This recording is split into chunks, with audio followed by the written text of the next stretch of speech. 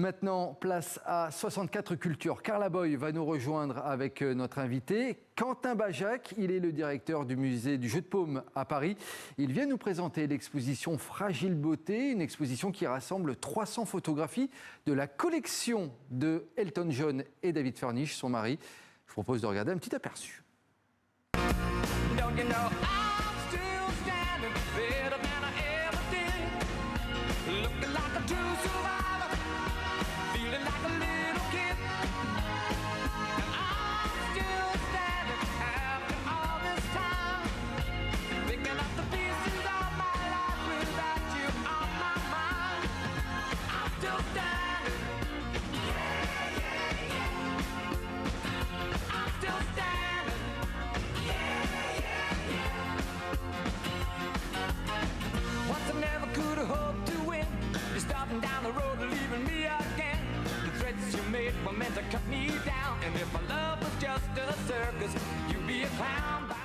Et bonsoir Quentin Bajac, vous êtes le directeur du Jeu de Paume qui présente donc 300 clichés qui appartiennent à la collection de photographies d'Elton John et David Furnish, son mari.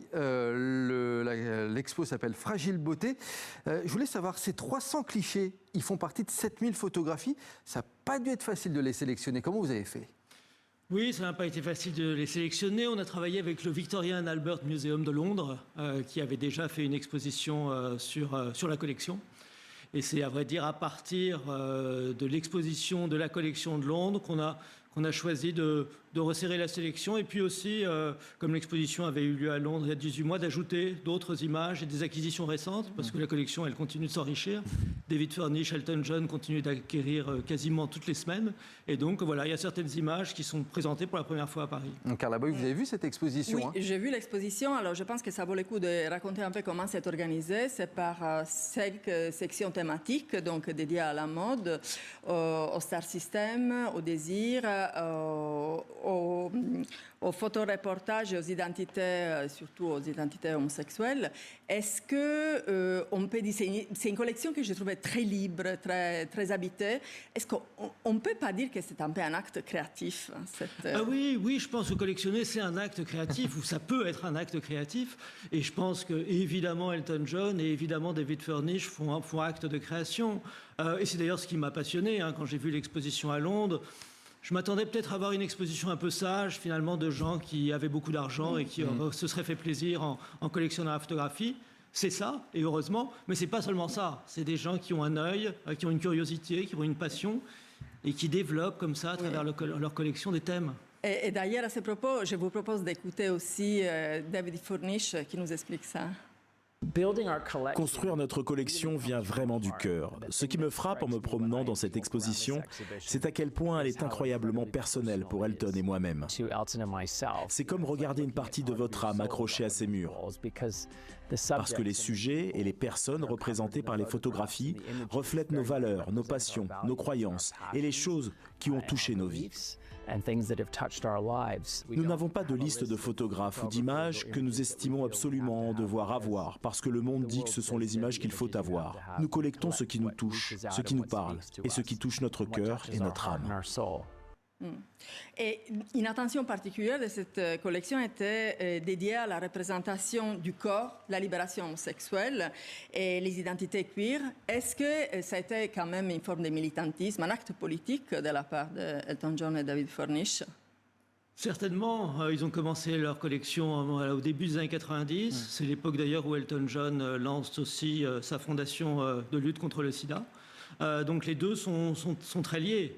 Et il y a évidemment dans les choix de la collection l'importance du nu homoérotique masculin, l'importance de cette lutte pour les droits et la reconnaissance des droits LGBTQ+. Il y a en effet une dimension manifeste dans cette collection, une dimension totalement assumée. Et qui est à mon avis une des grandes richesses de la collection. Quand je parlais finalement d'une collection de passionnés avec des sujets un peu inattendus, on est vraiment au cœur de la collection. Et en un mot, juste pour savoir, ils vont les glaner où ces photos? Aux enchères, dans les brocantes, chez des amis? Comment ils les ont? Un peu partout, à vrai dire beaucoup. Ils ont aussi maintenant des conseillers, des rabatteurs, mais ils achètent donc beaucoup en vente publique, à des galeries, directement, dans des foires. Il s'intéresse beaucoup aux photoreportages, donc ce sont des avis de lecteurs de la presse. Plus papier, mais maintenant par écran. Et chaque matin, ils s'intéressent, ils voient des photographies dans la presse et ils appellent leurs conservateurs et ils leur disent « Allez, on voudrait la faire entrer dans la collection ».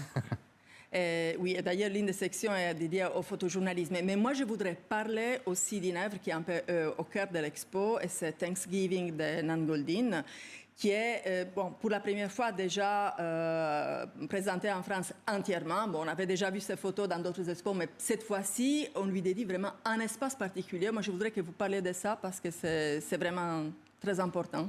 Oui, c'est vrai, c'est presque une exposition dans l'exposition, puisqu'elle est recréée dans une sorte de petite salle qui est pour moi une chapelle très intime où on peut presque se recueillir. C'est une œuvre donc composée d'un peu plus de 150 tirages, couleurs, de cette photographe Nan Goldin, américaine, qui a beaucoup photographié la marge dans les années 70, 80, 90. Et on entre donc dans cette petite salle qui est tapissée du sol au plafond par des tirages accrochés vraiment à touche-touche.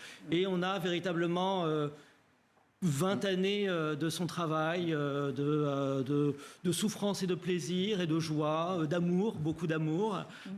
Et la pièce s'appelle Thanksgiving parce que c'est d'une certaine manière une allusion à la fête américaine de la famille, mais c'est sa famille reconstituée, très différente de la famille américaine traditionnelle. Et c'est donc à découvrir parmi les 300 clichés dans cette exposition. Fragile beauté, très beau titre d'exposition. C'est au Jeu de Paume à Paris, c'est jusqu'au 27 septembre. C'est l'un de vos coups de cœur. Donc Carla Boy, merci beaucoup Carla.